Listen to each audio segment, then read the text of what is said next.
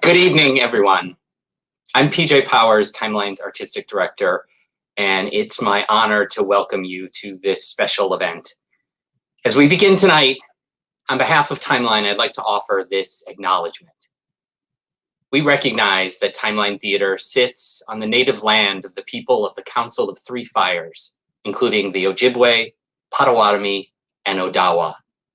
Although for more than 200 years, Native nations have been forcibly removed from this territory, we must acknowledge that this land continues to be a site of gathering and healing for more than a dozen other tribal nations and remains home to over 100,000 tribal members in the state of Illinois. As we gather, we contribute our work and our art as a form of collaboration in the healing of this land.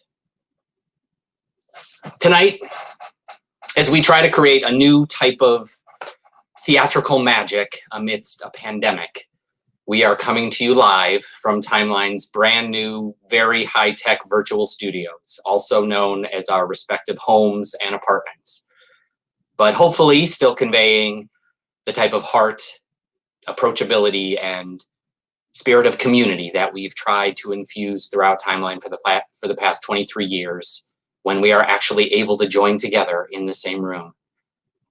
There is nothing that can quite compare to being together. And that has been deeply felt and newly appreciated in these past months. All of us at Timeline, I promise you, yearn for the moment when we can welcome you back safely for the immediacy and poignancy of live theater.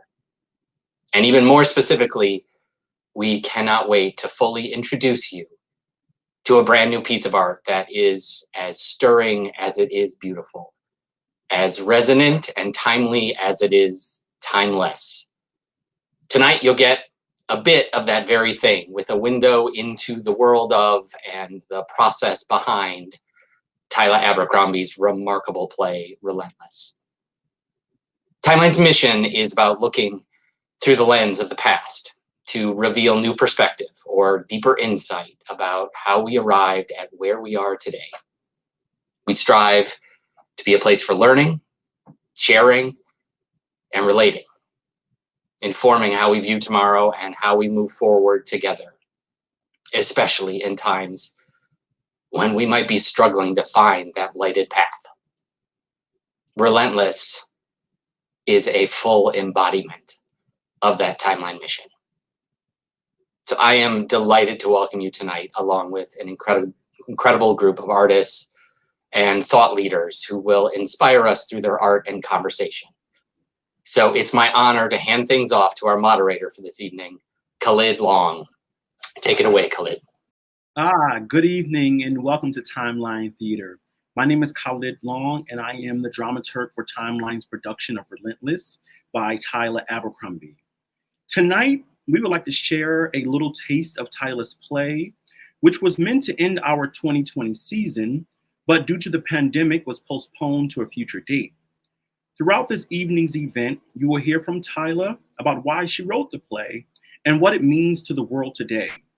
You will get some insight into the plot and see a few scenes starring the original cast.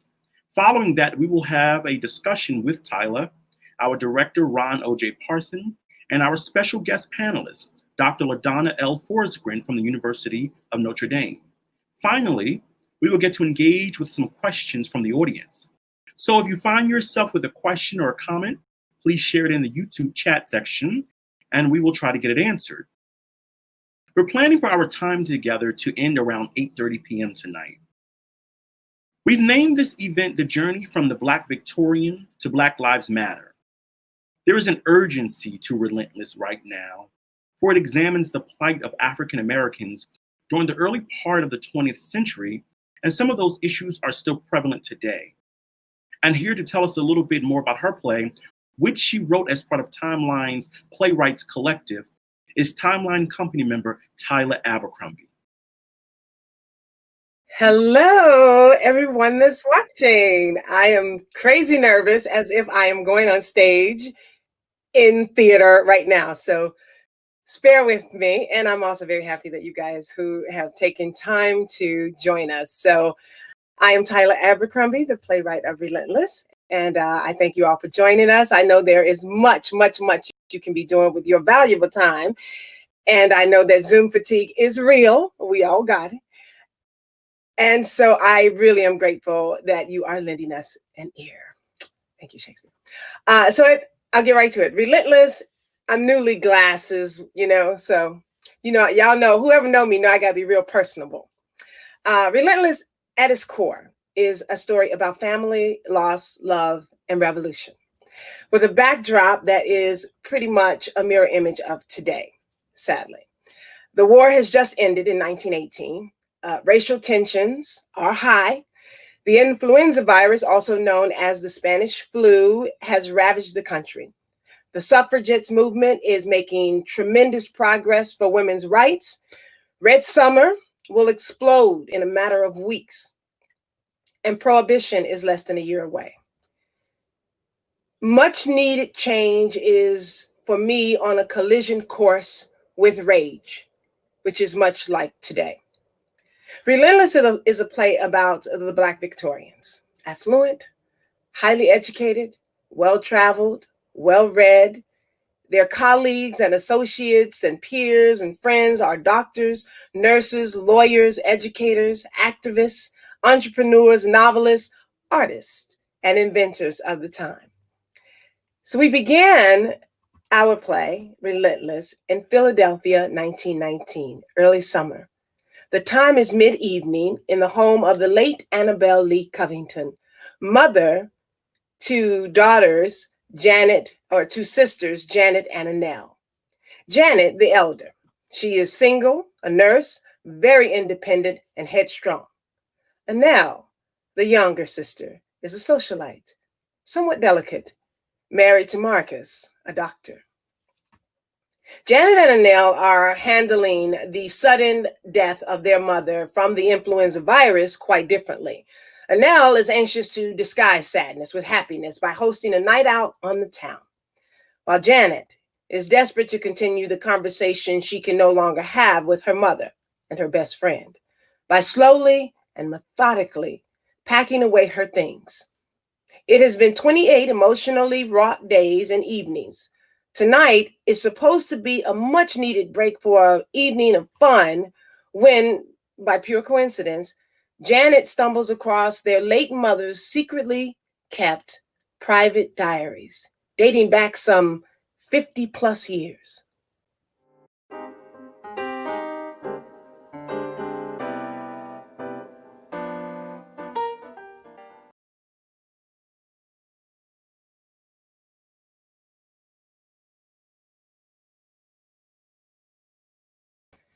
Thank you, Marguerite and Ayanna. That was wonderful. This next scene takes place a short time after. Janet, the older sister, has made it clear that she is cemented in her decision to stay in for the night.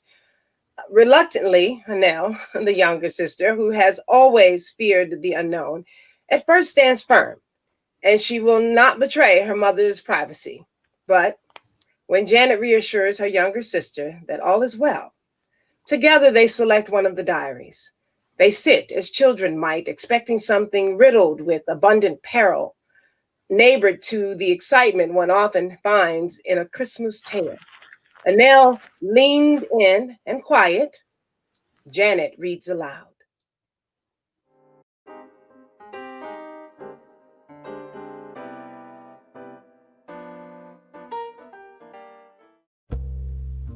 Summer, 1877.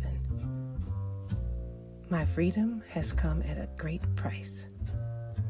Some believe that freedom comes with the removal of chains, the tearing down of walls, the release from bondage or servitude from an enslaver, or from the institution of laws that enslave.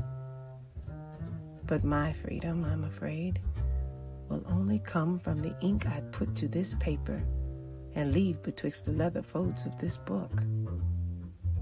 My book, a book that will never be published, nor read, nor seen, except by the eyes belonging to the writer, me, Zuki.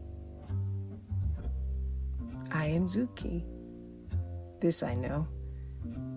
It is the only thing in life that has been constant. The only gift besides life my mother ever gave me. 2, it is part of the only memory I have left of my mother. A beautiful, violet, blue-black woman, white eyes and bright teeth, with a tall, slender, muscular frame. The calluses of her hands and feet like sandpaper. Her voice a melody of husky femininity. And her hair, short, tight, black hair. Hair like my hair.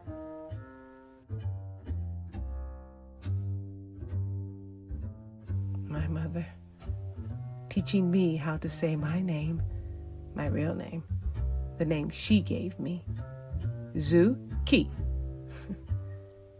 For years I have lived as Annabelle Lee, a poem that has no relation to me. It is a white poet's poem about a white woman's death. But still I write. I write about me. Even that skill learned in secret and hidden for decades is not to insult or anger my captor, my enslaver, my rapist. And dare I say, dare I believe, that at times she was my friend.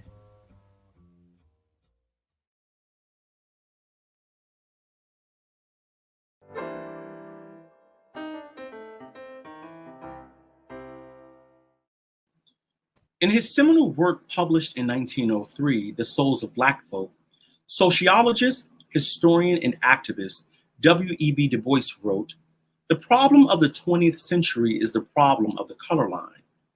While Du Bois was pointing out the gruesome experiences of Black Americans as a result of the devastating effects of racism, he also signaled the rise of activists committed to social equality.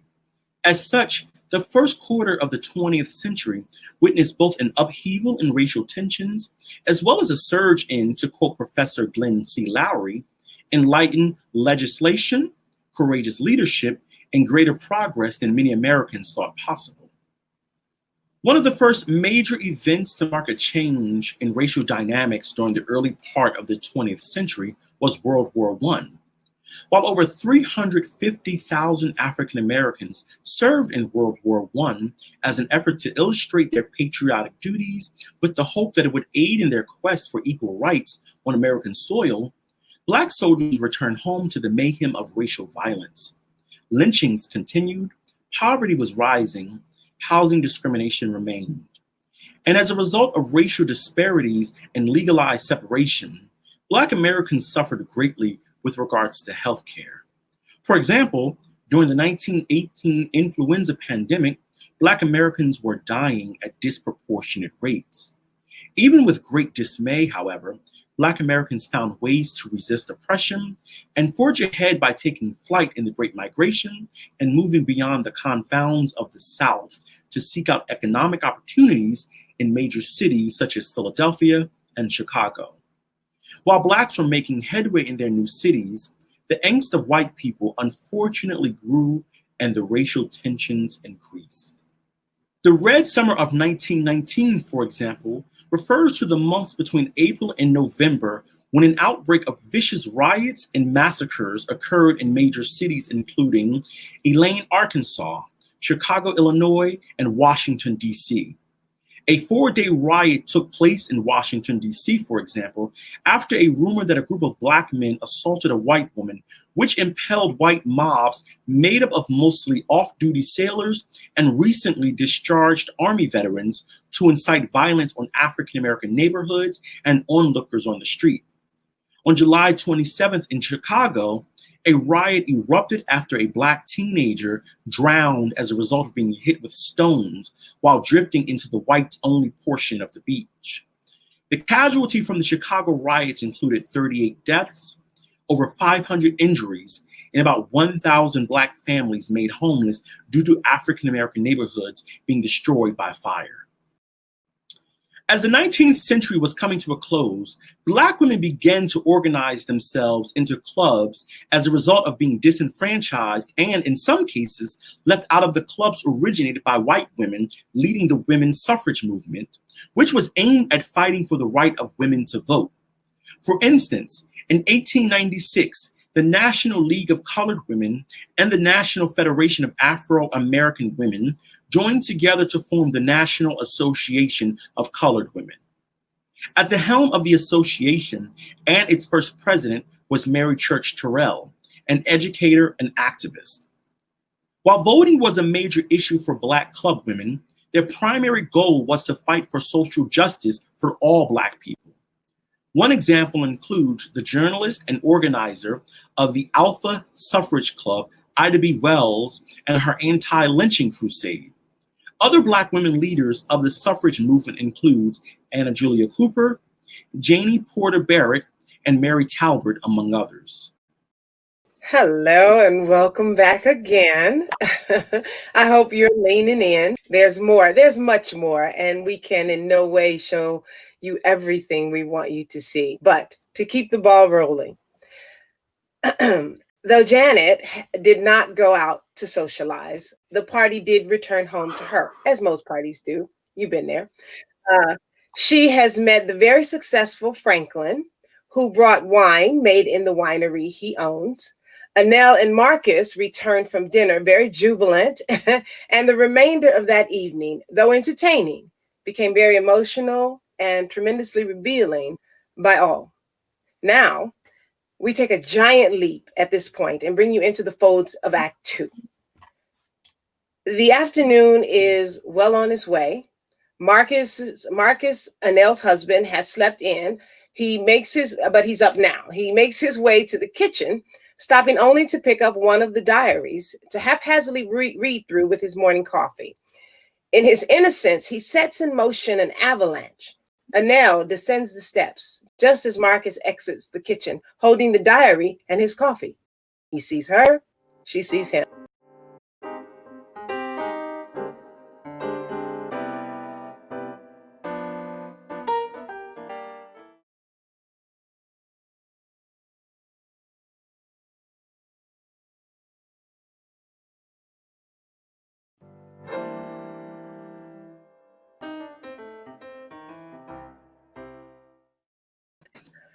Thank you, Tyla, and great work to the three actors who joined us this evening. Now I would like to invite you all to join me as we discuss a little more about Relentless. And for that, I'd like to welcome back our playwright and Timeline company member, Tyla Abercrumbie. We're also joined by director and Timeline company member, Ron OJ Parson. You have surely seen Ron's work at Timeline and around Chicago and beyond, as he is one of Chicago's most in-demand directors and theater artists. At Timeline, he's directed acclaimed productions of Too Heavy for Your Pocket, To Catch a Fish, Sunset Baby, Paradise Blue, and A Raisin in the Sun. Welcome, Ron. And finally, we're pleased to welcome Dr. Ladonna L Forsgren from the University of Notre Dame, where she's an associate professor in the Department of Film, Television, and Theater, concurrent faculty in the Gender Studies program, and affiliate faculty in the Department of Africana Studies.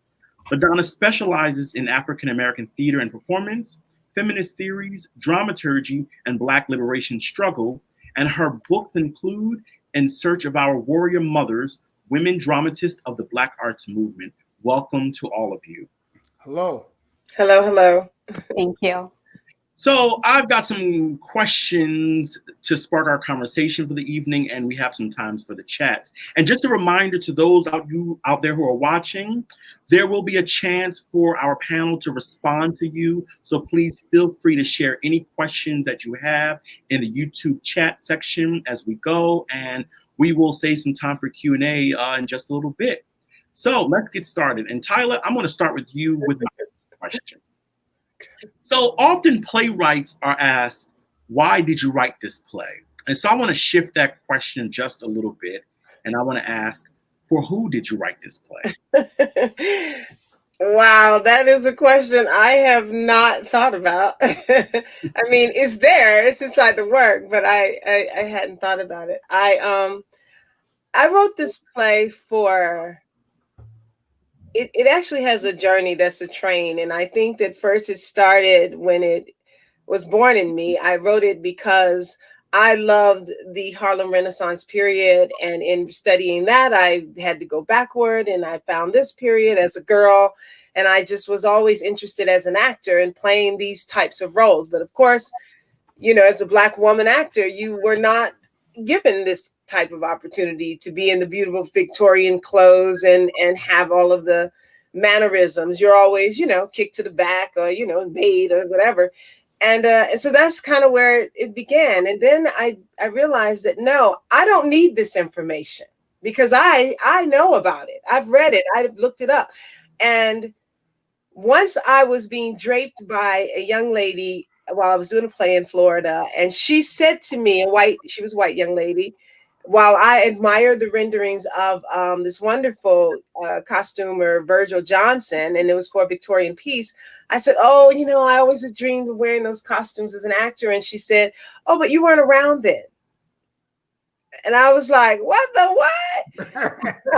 what? Fast forward a little more, and I was doing some work, and I was talking about World War I, and a white woman, a much older woman, said to me, "Were Black people in World War I?" What the what?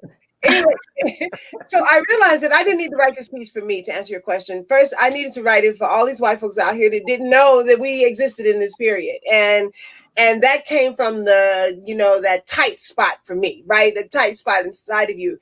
And then the more I exposed the piece, I was like, no, I need to also write this for all my Black folk out there that don't know. They don't know how extraordinary this period is. Right. And how much we have been resilient and relentless in our resilience, right? Because you're talking people coming from slavery to a point where they're like, they built themselves up. They have their own homes, their banks, their education, their affluence, and they're looking to better their own communities. So it had a train that started one way and ended to the point where I was like, everyone needs to know about this period because it is almost like the rest of America's dark secret. Slavery is their shame. This is their erase. Let's erase it. And so it became something that I needed everyone to be talking about because I know it was going to fall inside of a pandemic. You know what I mean? Okay. Thank you for that one. And actually, so what I'm going to do now is I'm going to switch it up just a little bit. I'm going to jump to you, Ladonna. Okay. So Tyla sort of, you know, discusses just a little bit about the role of Black women. And obviously the play, you know, Black women are centered in this play in Relentless. And so for you, Ladonna, I'm going to ask, throughout American history, you know, Black women have been instrumental in the fight for social justice and liberation. And as a scholar of women's history and feminist thought, can you share a bit about the importance of Black women's roles as courageous leaders during the early part of the 20th century to bring about social justice and progressive change? Absolutely. It's one of the reasons why I really love this play because it really dives into this conversation. And I'll just begin by saying that Black women have a long-standing tradition of fighting for social justice and progressive change. As you mentioned earlier, the Mississippi-born journalist, suffragist, and sociologist Ida B. Wells, she was a major leader in the anti-lynching movement. And these campaigns reached their height in the 1890s to the 1930s, around the time that this play, the action of this play takes place. But we know that this conversation about the legal and extra-legal violence against Black people continues into today. But Ida B. Wells, along with Frederick Douglass, they called for everyday Black folks to witness, to serve as a witness, and to document these injustices for future generations. And she helped found the National Association of Colored Women's Club in 1886. And she worked alongside other important Black organizations, such as the NAACP, to help propel this anti-lynching movement forward. And so she, along with other countless Black women who would never appear in the history books, right? Them and their allies, they introduced more than 200 anti-lynching bills to Congress. More than 200. None were passed. So what I mean by that is we could not decide as a country to not lynch Black people. This whole idea, let's just not lynch Black people. Nah, we can't do that, right? And so even today, we still can't persecute, and I'm gonna hearken Marcus and the character Marcus, we still can't prosecute the cowards who would kill us in our sleep, right? So this play very much resonates with this history and the work done by these women, these activists and suffragists, these conversations and the work that they did. It continues on today with the Black Lives Matter movement and the fact that Black women are continuing to fight for justice. They're continuing to socialize their children, their little Black children, how to navigate a society that does not recognize their humanity. And I feel that as a mother of 4 children, that need to socialize them. And Right. so a lot of these issues within this play very much resonate with us today. Right. So, Ladonna, I want to stick with you for just a second here. Okay. You talk about the importance of Black women and the role that they've played as activists, right, during the early part of the 20th century. But we also know that Black women playwrights in particular had a very special role in using theater as a form of activism and to bring about social change, but also to illustrate and to sort of, enlighten the audience about what was happening during that time in the early 20th century. That being said, I wonder if you can speak a little bit about those playwrights and what their roles were as theater artists. Absolutely. So women playwrights of this era, the Harlem Renaissance, right, from the 1918 to about the 1930s, okay, they used their agency to speak to the needs and concerns of the Black community. So it wasn't just about creating art. They were creating art that mattered to them. And so you get playwrights such as Zora Neale Hurston, her plays Spunk, Mulebone. You get Georgia Douglas Johnson, A Sunday Morning in the South, talking about lynching and the role of religion within the Black community. You get Angelina Wilde Gremke, her play Rachel. All of these women playwrights of this era, they're using their plays as a platform to discuss the most pressing issues of their day. And their works do a lot of things. Their works challenge stereotypes about Black men and women, and the stereotypes that still exist today and that are used to justify violence against Black bodies, right? They demonstrated the complex and multidimensional lives of Black women, which this play so beautifully does. They recovered and they celebrated Black history and culture. And this is really important because this is a time in US society where Black studies was not seen as a legitimate field of scholarly study. Black studies wasn't a thing until the 1960s.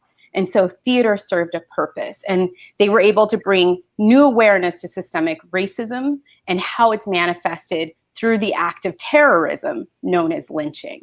And so, for example, the play Rachel, which to me, this play Relentless very much resonates with Rachel by Angelina Wilde Gremke. The title character, Rachel, she has to decide whether or not it would be better to commit infanticide, to kill her own child, rather than raise a Black child in a country that does not recognize them as being human.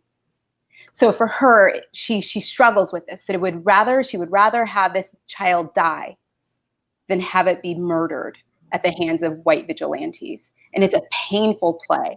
But just in some, these women, these early playwrights, they're resisting white cultural dominance. They're creating art for their people. And Relentless, it harkens back to this beautiful tradition of Black women's playwriting, right? For example, you see Marcus, he's witnessing his father's lynching, right? So it directly ties in with that. You get Anil, who's questioning, why have children? Why have Black children in this country?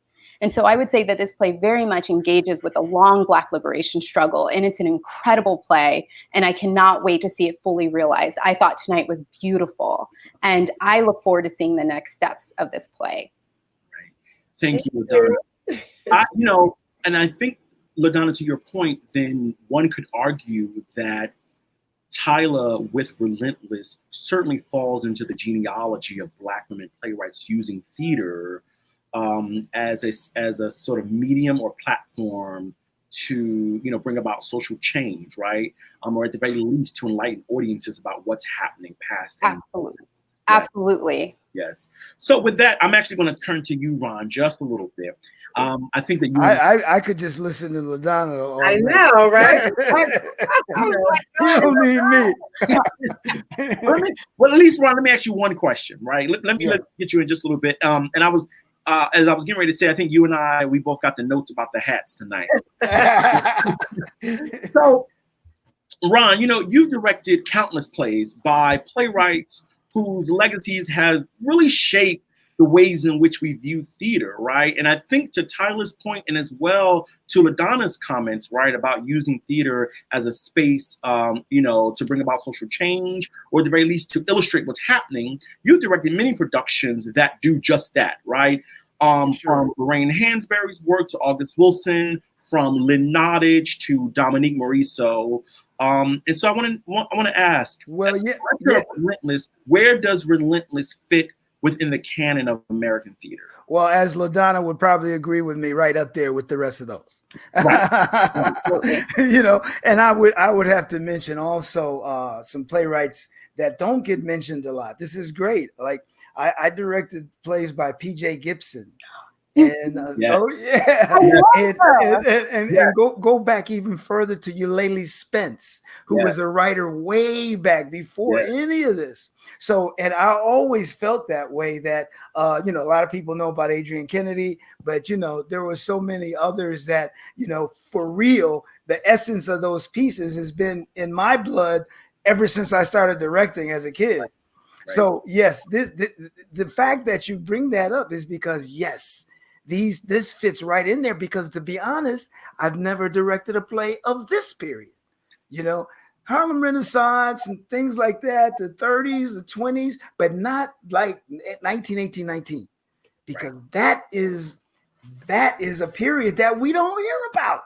Right. Unfortunately, especially this way, like Tyler was saying, a lot of maids, a lot of Willie Best, Mantan Moreland, you know, Step and Fetch It, you know, but nothing that shows people that of the middle class of that could speak and talk and write, and then to go back to the history of how these characters got to where they are with the mother, the Zuki character. I mean, it's beautifully written. So I think that yes, it fits right in there with the rest of them. In over 100 plays that I've directed, you know, it's amazing to not have to have dealt with this period, you know, as us as Black people. So I think in that sense, I just feel really good about, like Ladonna said, getting it off from the page to the stage whenever that can happen. The other thing too, Khalid, I would say that the relevance to today, and I know when she wrote it, she didn't think, wow, these are the issues, the same issues in the play. Right. They're like when Marcus talks about these conversations are going on in parlors and this and that. That's what's happening. Barbershops, we talk every day. We got Breonna Taylor now. We got all these things that we're discussing and we're talking about. Right. And they were talking about that then. And in the play, you'll hear some of those people that they're talking about, which just like it's today. So I mean, I think the relevance of it today, and it's 100-year anniversary or of the period, you know, like the riots in Chicago, like you say. You know, so it's great to get sink your teeth into something like this about us as a people. Right. Awesome. Thank you. So Tyler, I'm gonna have you jump back in. So when you hear that, right? When you hear that Relentless fits into this long genealogy, you know, not only in the context of American theater or Black theater, but in particular with Black women playwrights using theater for a specific purpose, what comes to mind? I don't know what he just did. Well, first of all, that's such a compliment to me because, and I'm honored to hear it because so many of, Ron, stop it. I'm sorry. I'm sorry. Because so many of us, as actors, I mean, have worked on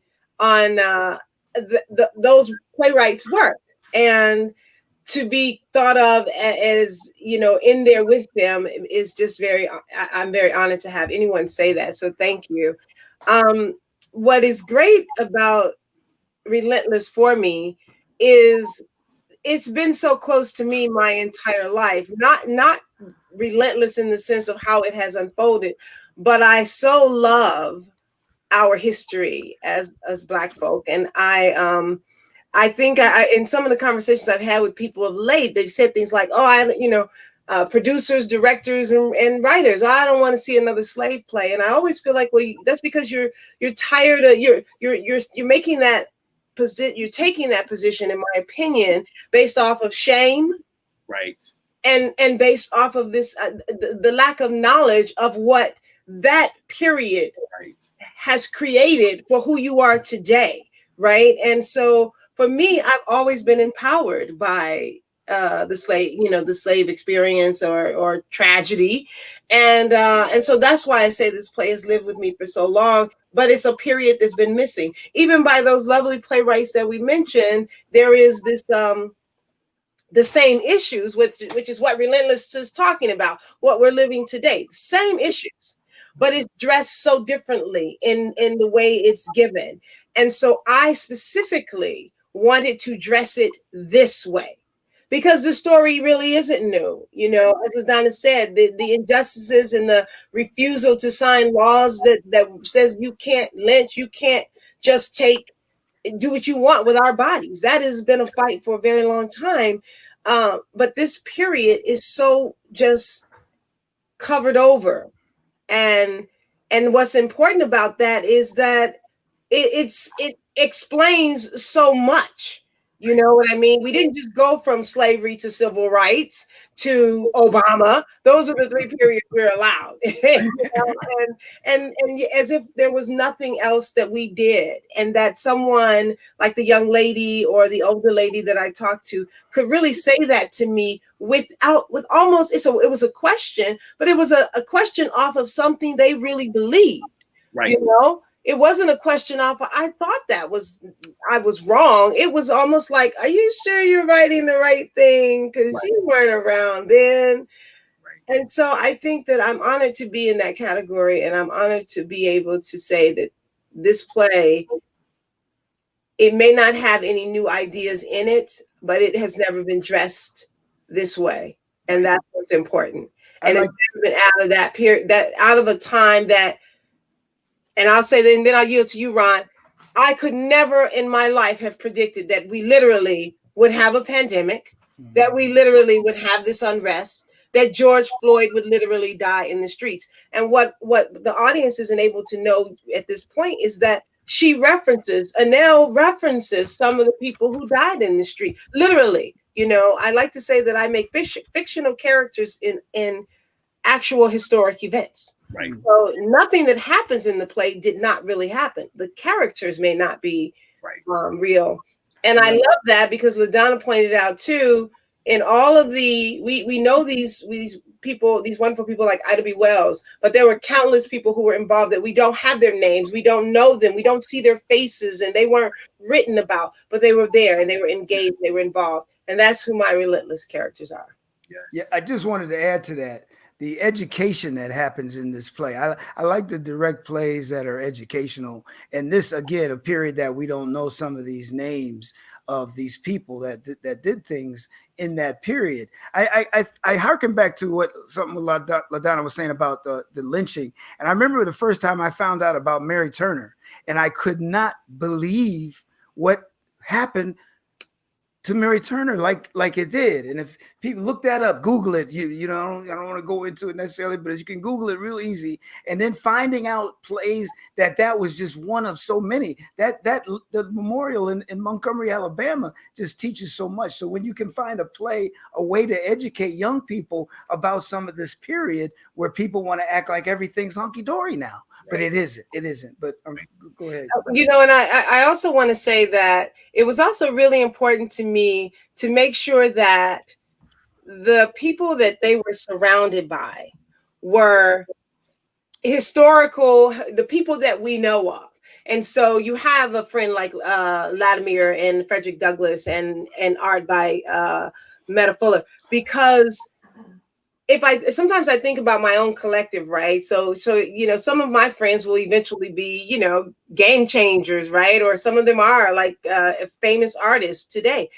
And no one knows that you rub elbows with these people and they're your friends. And so it was important to me to make sure that my characters were surrounded by those artists and creators and major people, because those people that we think of or we know as icon, they have friends, and we're always going to hear about the Obamas and the Oprahs and the LeBrons and people of that nature.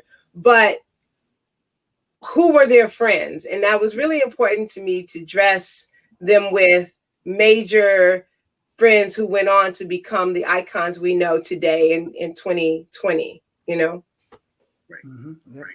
So I'm just, because of time, I want to make sure we keep an eye out for time. Uh-huh. I'm going to jump to a few questions that we have from the audience here. And so Robert Davison asks, this question is for Tyla.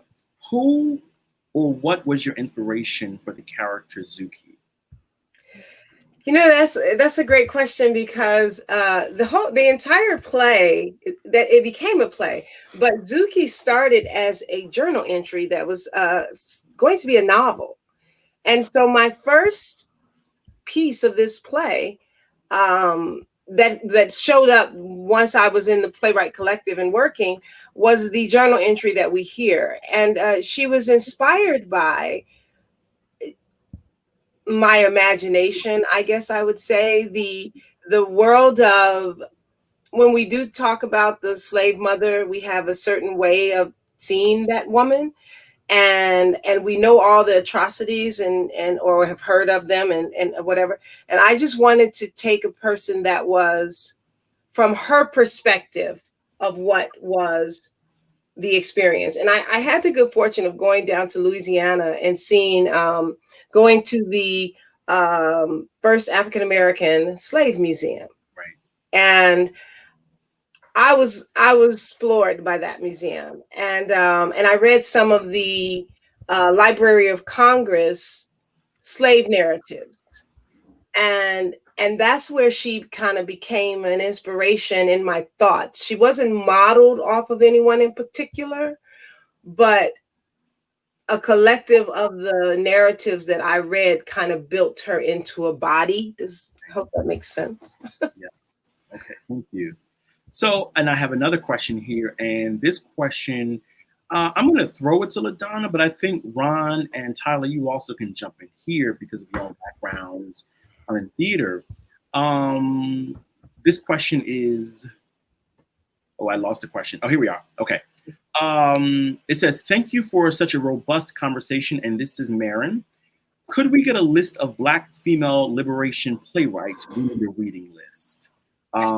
Okay, and Ladonna, I'm gonna throw that out there to you. But I think we all can sort of just throw some names out there. Okay, I'm gonna start with the Harlem Renaissance. I mentioned Zora Neale Hurston. Mm-hmm. You have to begin with Zora Neale Hurston. There's Spunk, there's Mulebone. I also mentioned Georgia Douglas Johnson, play A Sunday Morning in the South. Yep. Angelina Wild Gremke's Rachel. And then, of course, Lorraine Hansberry's A Raisin in the Sun. That is seen as a watershed drama. And the fact that it made it to Broadway, was then transformed into a film and then made into a musical. But a lot of times people jump from A Raisin in the Sun to Ndizaki Shange's For Colored Girls Who've Considered Suicide When the Rainbow Is Enough, which is an incredible play. And I would add that to the list. But the Black Arts Movement isn't talked about as much. So I would add Sonia Sanchez's play, The Bronx is Next. I would read articles about Barbara Ann Teer's National Black Theater of Harlem. Mm-hmm. And there are so many wonderful playwrights who are writing now as well. P.J. Gibson was mentioned. She's a fantastic playwright. And I was able to interview her for my oral history book. And one of her main focuses, very similar to Tyla's, is that she wants to also give American audiences a sense of the Black middle class. Yeah. And so she does that with her plays, and it's a very different perspective. And it's really important to understand the breadth of Black experiences here in the U.S. And so those would be some of my top playwrights that I would say check out their works. Right. Yeah. What would you add? I would add Alice Childress. Of course. Yes. Right in the Wilderness. Yeah. Trouble in Mind, which is very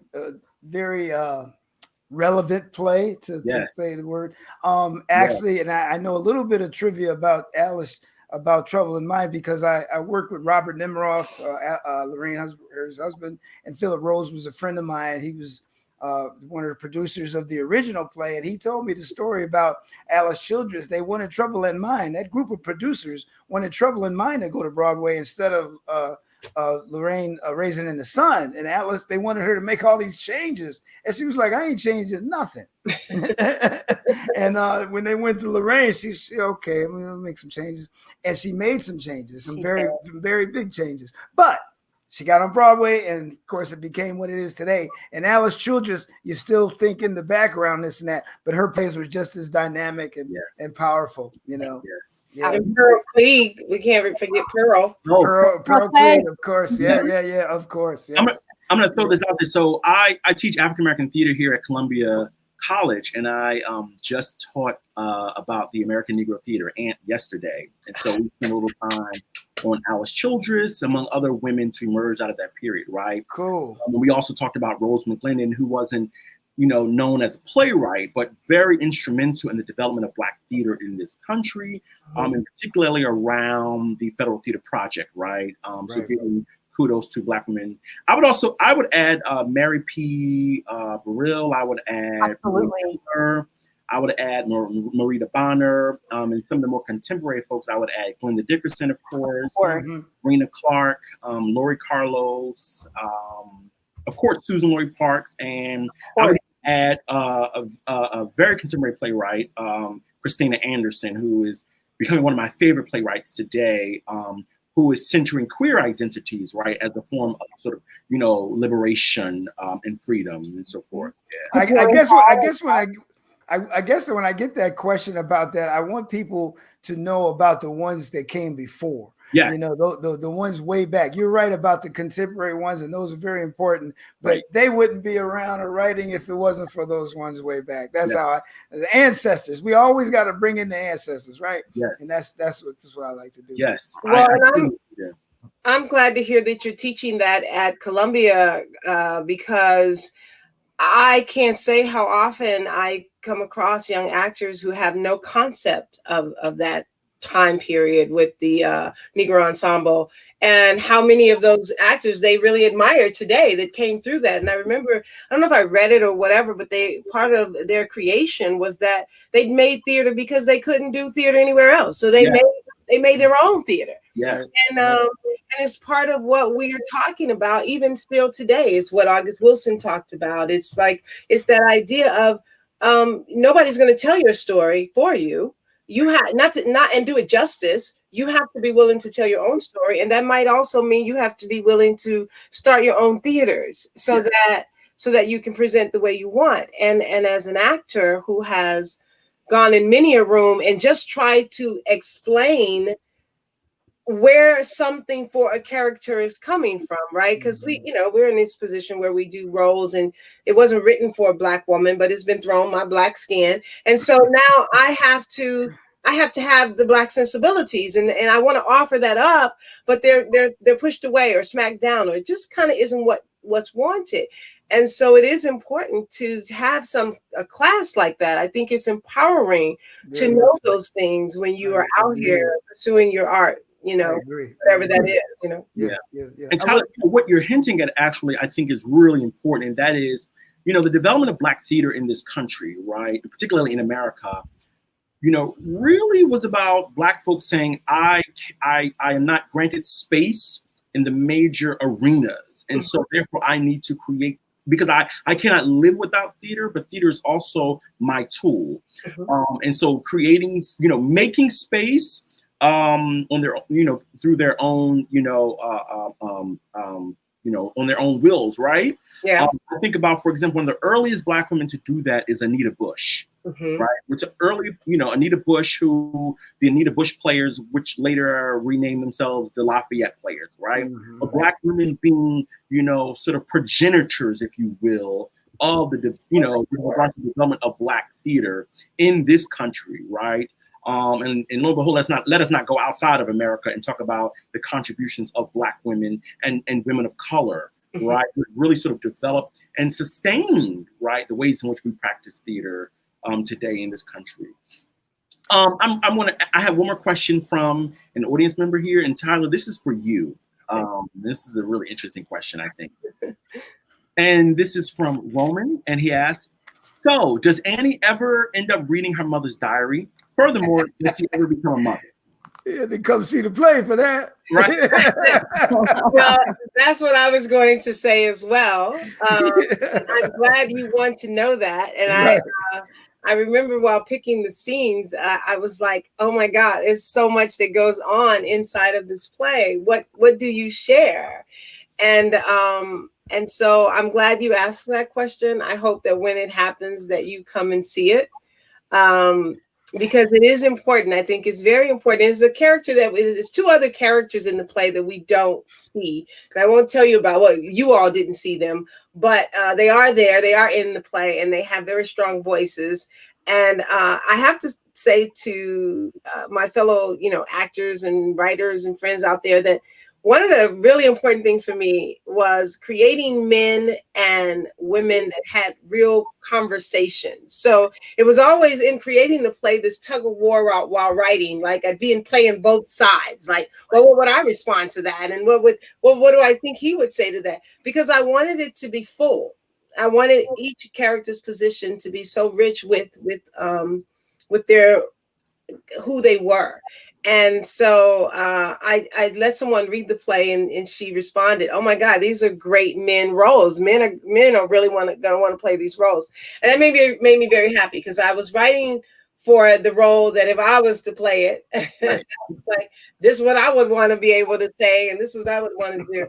But to know that someone would be like, even as a guy, they're like, I want to do this. So just come back when it's up, and you'll get the answer to both of those questions. So it's not like a cliffhanger, right, in the play. The question about having baby, should I have a baby in this?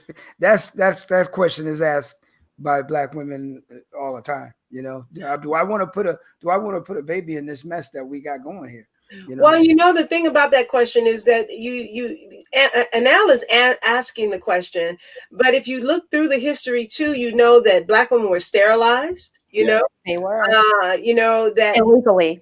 Exactly. And so there's this ability to take choice away. And so that's what I also wanted to examine, is that right now she is literally talking choice. And now we're in a political landscape of rolling back women's rights and rolling back, women's choices. And so she's literally saying things that examining the choice she has. Do I want to have a child or not? And I have to add that even putting each of these characters, I put this story at a changed position where things were changing, so that those people out there that go, well, men wouldn't talk like that or whatnot, or women wouldn't say that. Yes, they're at that moment where things are colliding and changing like we are now. And so we have my male characters are progressive thinkers. They are comfortable with these progressive thinking women. And so I wanted that conversation to be a real conversation, but allow us to remember that choice is taken away from us. Right. Has been taken away from us. And again, someone else controlling our bodies, Right. I'm always amazed that topic, right, or that choice, is still something that is up for debate or being voted on, or the possibility of that choice, women's agency being taken away. Tell me about it. I get, every time I hear it, I'm like, I just don't understand. Yeah. Right. Well, even if you look at this period or just before this period, and one of the things that is examined in the play is that Janet is an independent woman, and she's not married. And for her to be an independent woman, not married, this independent thinker, is almost like, what are you doing? You're getting old. You don't have a husband, and the idea that you don't want a child is almost, you would be judged harshly. Right. And men were in charge of women's inheritance, even when you were left money, the man was in charge of that purse. you know, your dowry kind of thing. And it was ridiculous. So why wouldn't we still be fighting for the rights to our own bodies when we lived all these years with people thinking they had more control over it than we do, you know? Right. Absolutely. You know, I think about, you know, just to take 2 seconds, I think about Justice Ruth Bader Ginsburg, who we just lost, and how important she was to America with regards to some of the policies and laws that she fought for to change and eradicate and to make anew, in particular with women in mind, right? Ron, I'm gonna jump to you one more time really quickly. Okay, I'll be quick. Yeah. You've worked with Tyla in the past, right? And primarily as Tyla as a performer. And I think we don't have enough time to so well, I'm just kidding. Quick with this one, and then let you give us a quick answer. Okay. I know that I think most recently you worked with Tyla in Sweat at the Goodman Theater, right? In Knowledge, which is also a phenomenal play by a phenomenal playwright that centers women characters as well, strong women characters on both sides. Yep. But what is it like working with Tyla the playwright? You know, talk more about that journey. They're both crazy. Acting, playwriting, you either one is nuts, you know. But, I prefer passion. but you know, that's about art. That's an artist. That's a true artist that you get to do. You get to have, you know, go back and forth with different things and get it out. You know, that's the kind of thing that we do. I do want to say though that I have known her for quite a while as an actor, but also as a writer. I've been trying to get her to put her plays out there because I've written them and I said, what is this sitting on the shelf for? You need to put that out, you know? So, you know, when this one came about and I read it, I said, hey, you can't hold this one back. We gotta put this one out. So hopefully it will open the door like with Prince. You know, Prince had all that music that hadn't come out. Right. So hopefully this will open the door so all these other plays come out, you know, Normality and other, you know, Deepak Chopra. There's a whole bunch of them. So we got things to come out that are going to be, you know, say something because they all say something, right? Yes, I agree. Okay. So Tyla, I was brought on to the project some time ago, right? And I remember when I first met you, I fell in love with you. But by way of the work, right? I was like, oh, this is some good writing. And that was the first thought I had. This is good writing. And there were some things that I was really intrigued with, right? I was intrigued with a number of details. And in particular, I was fascinated with Zuki's diary, right? You know, her diary keeping in particular, which not only serves as a personal record for Zuki and subsequently her daughters, right? As they discover the diary and they learn about their mother. And I won't give away too much now because we want folks to come and see the show in the future. But in the context of, you know, if we, you know, as I say, America reckoning with its past of enslaving Africans, you know, Zuki's diary then can be considered an archive, you know, an archive of American history. So can you share with us a little bit about this choice in centering the play around Zuki's diary? Yeah, again, after listening to countless recordings of slave narratives and reading some of the slave narratives, I was so fascinated with passing that history on, right? And we're an oral culture, right? That's how we pass on stories. We tell them through story. And I was also fascinated by the element that when people go through something traumatic, they want to pack it away and have their children not live that, right? So they don't want to go through.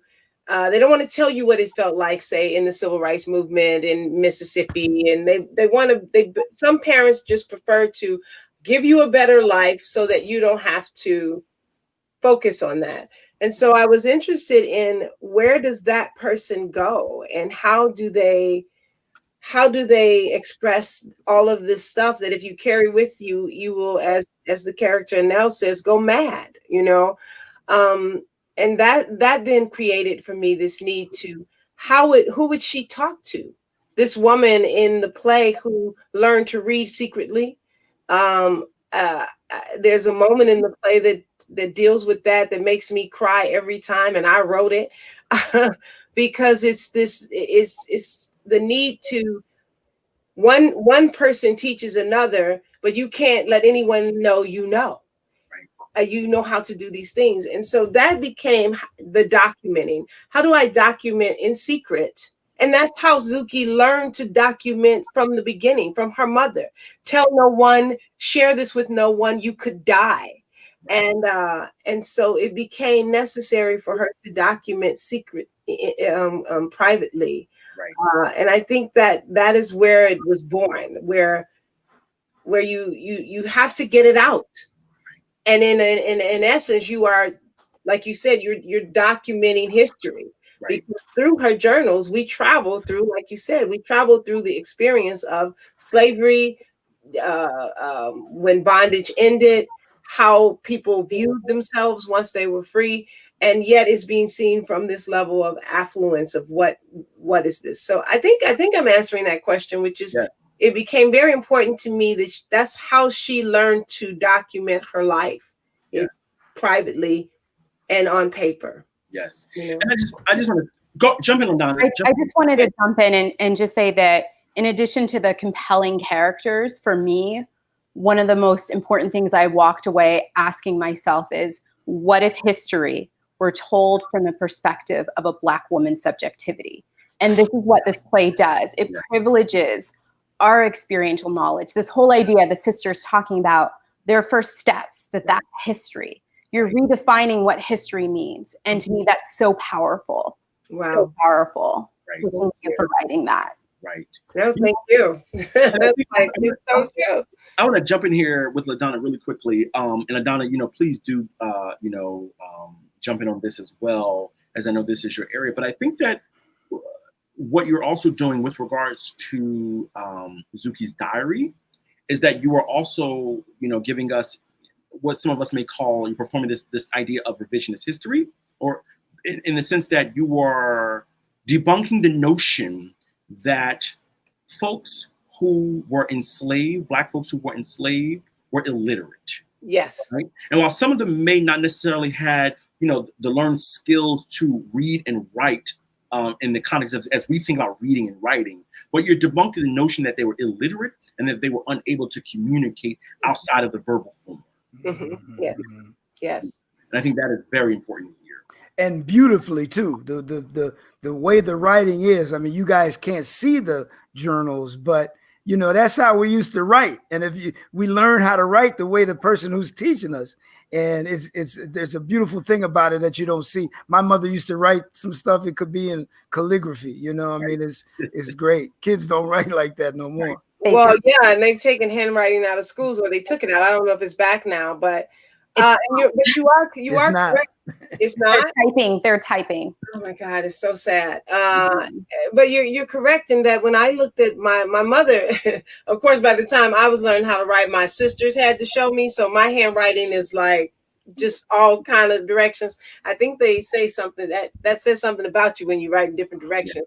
But my mother's handwriting was beautiful, and you wouldn't even have a problem reading what she wrote. Like you read mine and you're trying to figure out, is that an I or an L or a T?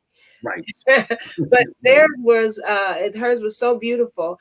And so I think that it is important that we understand that just because history that we've been fed says that these were people who didn't have and couldn't, and many didn't, but there was a way, which is what I love, the resilience of the culture is, I'm going to find a way to read, and I'm going to find a way to teach my child how to read. I'm going to tell my child her real name, and I'm going to teach that child how to keep that to herself or himself.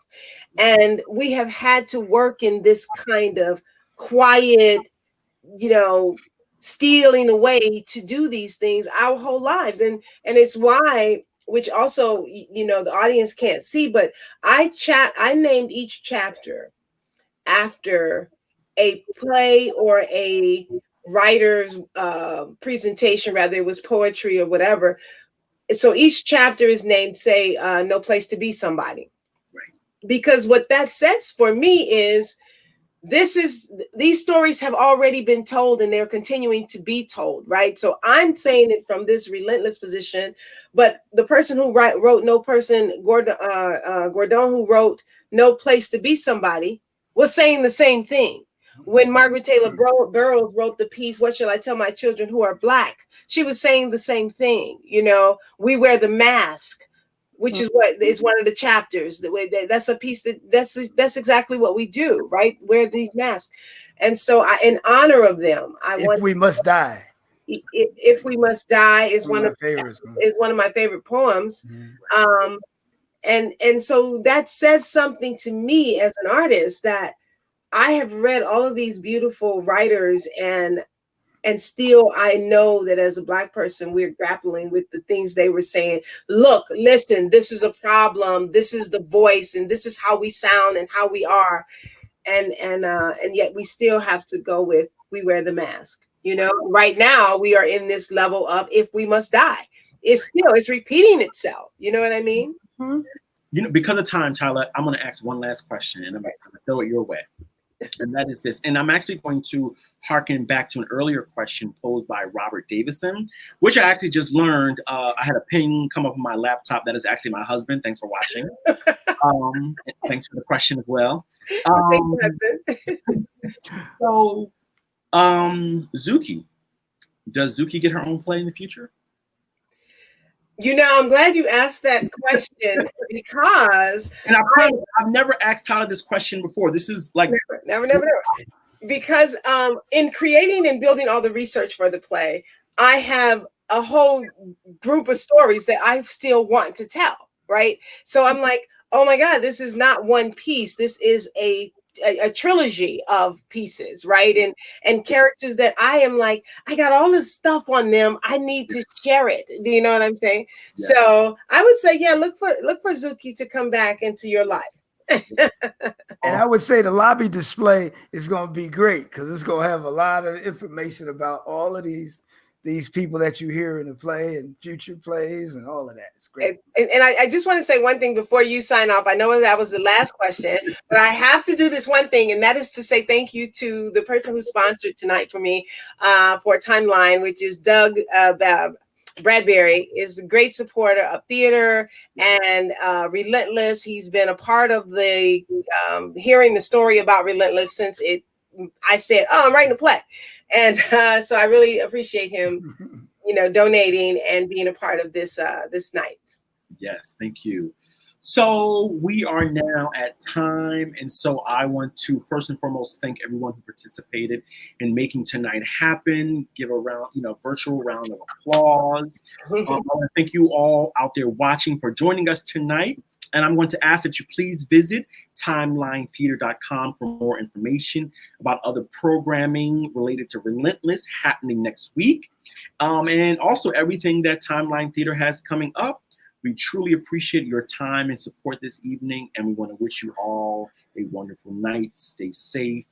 And enjoy theater. Thank you.